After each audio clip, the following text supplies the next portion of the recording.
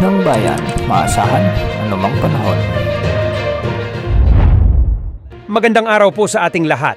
Narito ang update sa lagay ng panahon ngayong araw ng Linggo, June 16, 2024.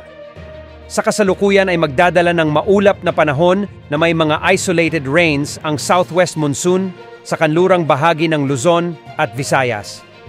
Dahil nga sa epidabulikto ng southwest monsoon, asahan ang mga posibleng ulan sa Palawan, Antique, Negros Island Region, Aklan, Romblon, Iloilo, Capiz, Occidental Mindoro at ilang bahagi ng Metro Manila at Central Luzon. Sa ngayon, wala naman tayong namomonitor na posibleng bagyo o low pressure area na papasok o makakaapekto sa ating bansa sa susunod na mga araw. Wala ring nakataas na gale warning sa mga karagatang sakop ng ating bansa.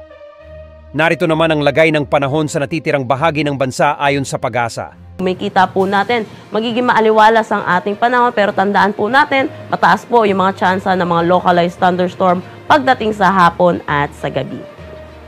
Agwat ng temperatura for Metro Manila 25 to 34 degrees Celsius, Lawag 26 to 33 degrees Celsius, Tuguegarao 26 to 35 degrees Celsius. Dito sa Baguio, asahan natin ng 18 to 25 degrees Celsius, Tagaytay 23 to 32 degrees Celsius, at Legazpi 26 to 34 degrees Celsius.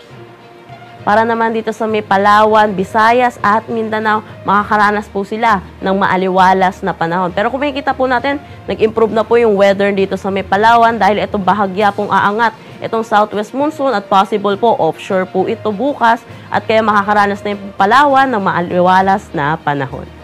Agwat ng temperatura for Calayan Islands at Puerto Princesa, 25 to 32 degrees Celsius. Sa Iloilo, 26 to 32 degrees Celsius. Cebu, 27 to 33 degrees Celsius. For Tacloban, asahan natin 26 to 33 degrees Celsius. Sa Zamboanga naman, 26 to 32 degrees Celsius. Cagayan de Oro, 25 to 32 degrees Celsius. At Davao, 26 to 33 degrees Celsius. Wala naman tayong nakataas na anumang gale warning sa anumang seaboards ng ating bansa.